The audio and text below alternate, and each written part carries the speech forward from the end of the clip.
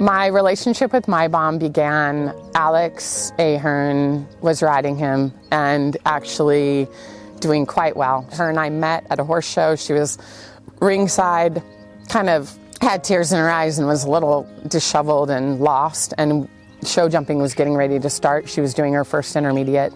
And I said, "Hey, are you okay?" And she goes, "Oh, I gotta walk my course, but my trainer's not here, but they're gonna close it." I said, "Just come on, like you can walk and I'll just..." So I told her the course, and after that weekend, she contacted me and said, "Do you have any working student positions?" And I said, "Yeah." And she had worked within my program and saw, you know, the in and out and the hard work and the struggles. And at that time, she said, in her mind, she said, I don't want to be a professional, but Tamie needs a better horse. She needs a good horse. And she knew that Mai Baum was very special. She goes, "I just have something to tell you. I think you're going to like it. And I want you to take the ride over on Mai Baum." And I'm like, "I don't think you know what you're saying to me right now." And she said, "No, I do. You know, I get this amazing horse and our career just skyrockets, and I win, you know, 7 events in a row and I can't be touched. And then, you know, I basically battle 3.5 years of struggle. I mean, even my vet was just like, he should just retire, you know, and I hadn't even done, you know, a team event yet, you know, and I was like, no, he's too good. He's too good to retire. Like, we have to do whatever it takes, whatever time it takes, whatever we have to do, we're going to take our time and we're going to slowly bring him back." And I feel like, you know, really learning how to be a true horseman and listening to your horse. He taught me that, and he taught me what patience is. He taught me that with hard work, it will eventually come, and it did, and it has. And I don't know that I believed that until winning Kentucky, but it did, and it's really special. Oh yeah, and there you have it. The crowd rise to their feet here in the Rolex Stadium. It has been done. Since 2008, we have not been able to deliver a US winner of this prestigious North American event. Winning the 5-star in Kentucky was for Mai Baum. Like, I felt like he was such a spectacular horse. I wondered if, like, would we ever get that result that he deserved, you know, that he really truly deserved. And so it was, I remember jumping that last fence in the show jumping and in the air knowing he was a foot above it and not going to touch it, and landing, and just like the crowd screaming, and just how that felt, knowing that like an American finally won Kentucky again, and that, you know, we did it.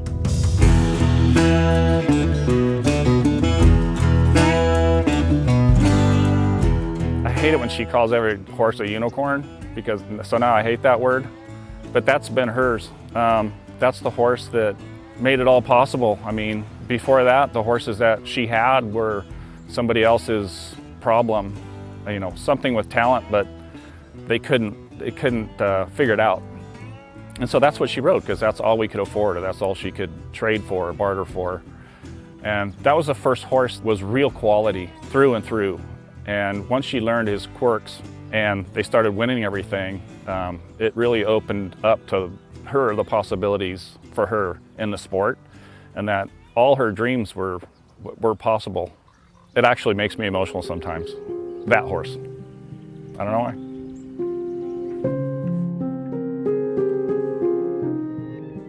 I win Land Rover Kentucky, and I head straight over to Germany to prepare for Lemulin. My mare, Selena Aguirre, California, was doing her first 5-star. Her cross country was flawless, and as I was jumping out of the water, she kind of skimmed over the jump. Her knee hit the jump quite hard. She has a slab fracture of her knee, and they go in to do surgery at one of the best facilities in Germany, in Hamburg.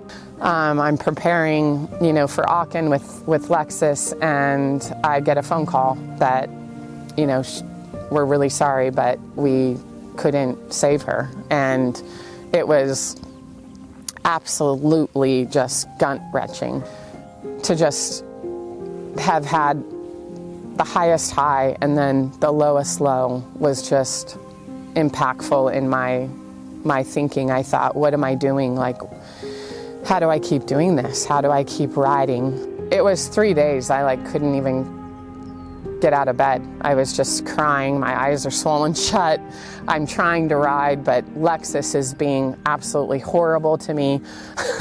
I really realized how much our connection and our partnership mattered, and how that's probably the first time that I haven't been myself ever riding and competing at a big event, and he was really upset about it.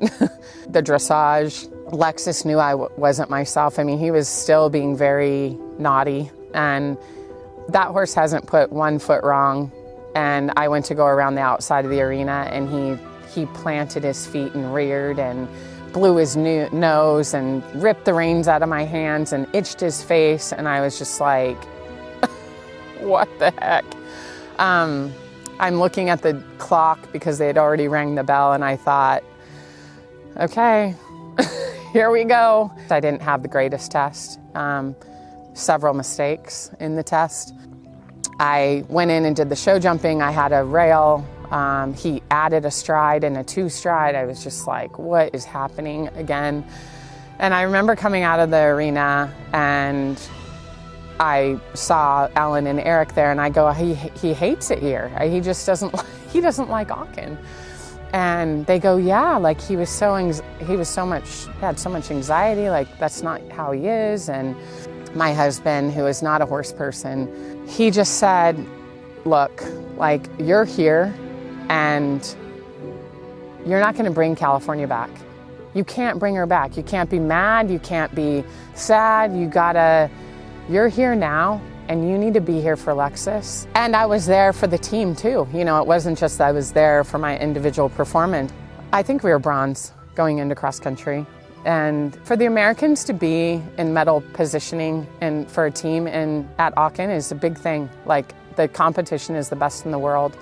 It was a very dramatic result in the cross country on cross country day. It was just like the top 7 or 8 riders had cross-country penalties, had too much time.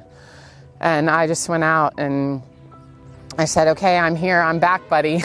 We got to go do this. And it was magic again, you know. And I was just, and all I changed was how I was mentally, and he just knew.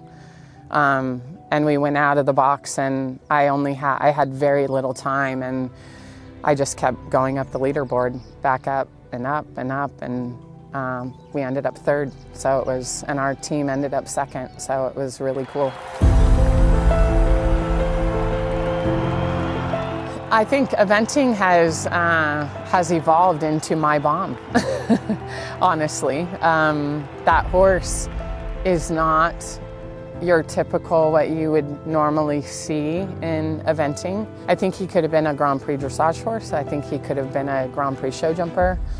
And instead, I think he's happy to be one of the best 5-star horses in the world. He loves the camera, and he immediately stops and poses. And you would think that he would be a really cocky horse, but he's not at all. He's almost, I would say, he was more insecure than you would expect. Like, do I look good, or, you know, am I good enough? Like, he's always trying. He has so much try and so much desire to please. In the barn, he's not pushy or loud. He's kind of just like very within himself. Lexus is turning 18 this year, and I think about it, and it's a bit of an end of an era. Like, when I think about that, I get a little choked up. He's been my best friend, and I mean, he will continue to be, but it'll just look different. The horse he's phenomenal, and I feel very lucky and fortunate to have had everything that I've already had on him, and to be able to do the Olympic Games is, especially with being the traveling reserve in Tokyo, that was so difficult for both of us. Have our dreams like right at our fingertips. and then not be able to compete, I honestly didn't think he'd still be going at this Olympic Games. So the fact that we're here, like vying for that, is it's really cool. It's really special. So fingers crossed.